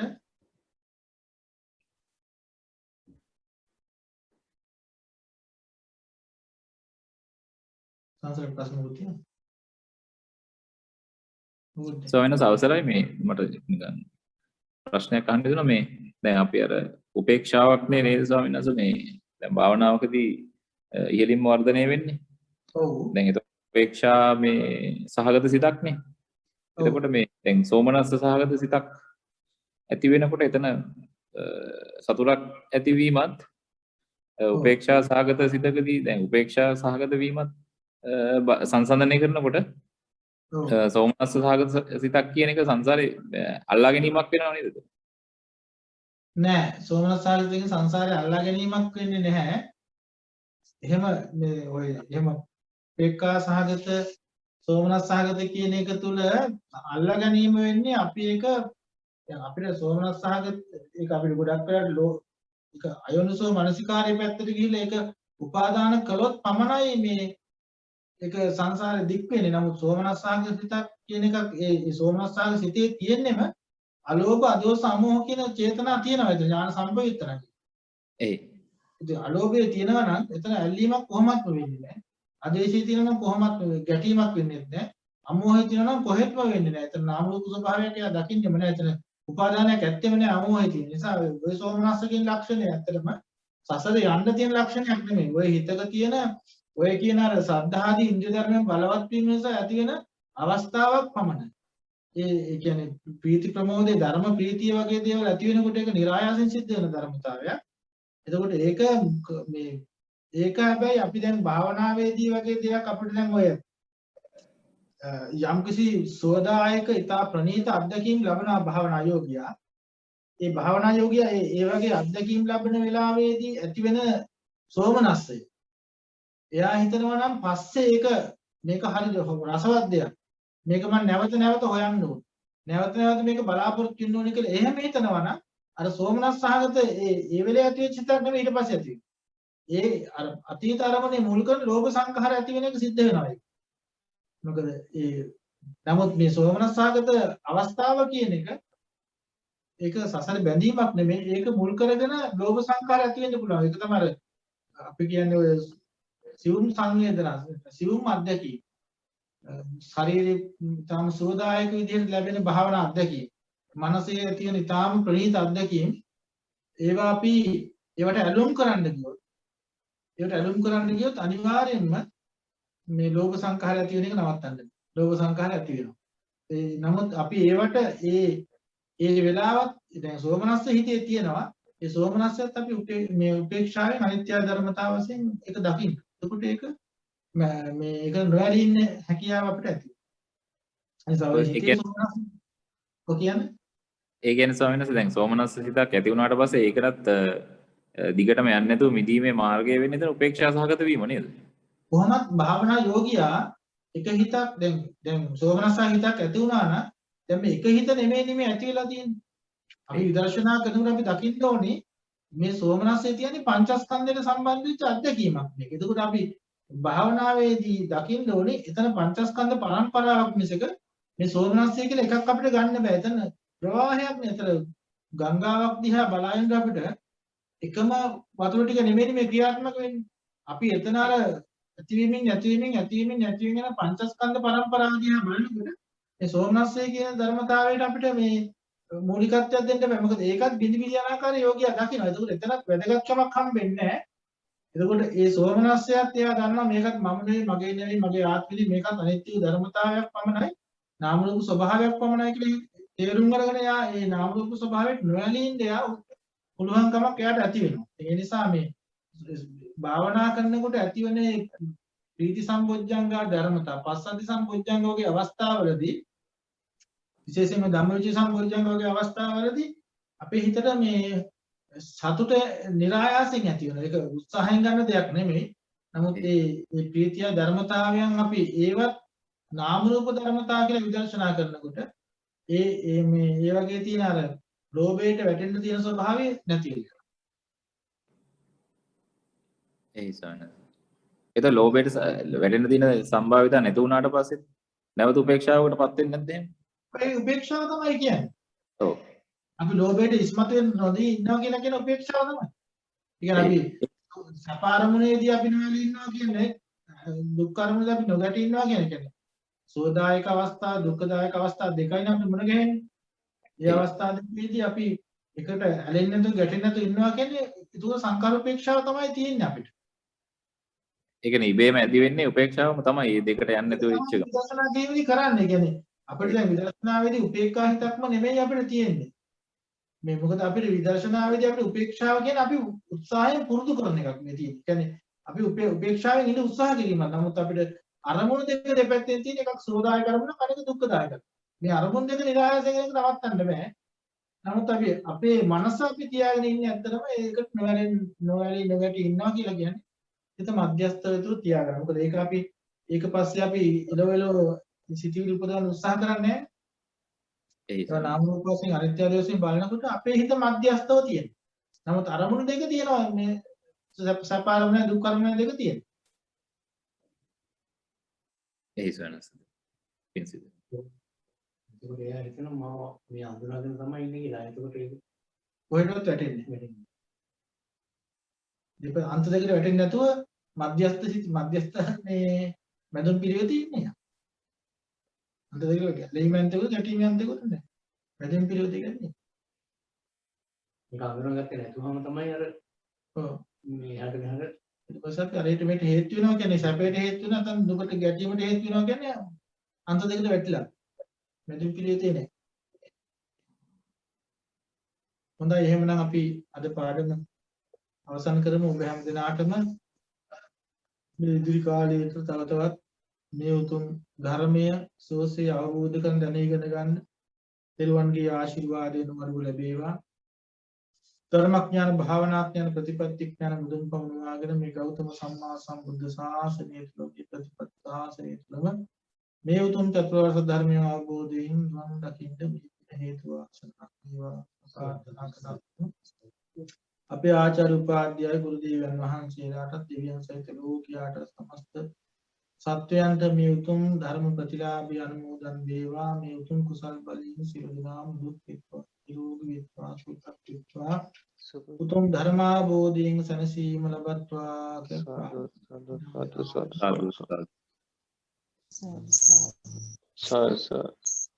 අවසරයි ස්වාමීන් වහන්සේ වන්දනා කරන්න. සීලවන්තං ගුණවන්තං පුඤ්ඤාකිතං දුර්ලභේනමය ලද්දම් බුද්ධ පුත්තං සාරිපුත්තාදි සම්පතිපාතිය සත්තා සිරිදයා බුද්ධ පුත්තං සෝච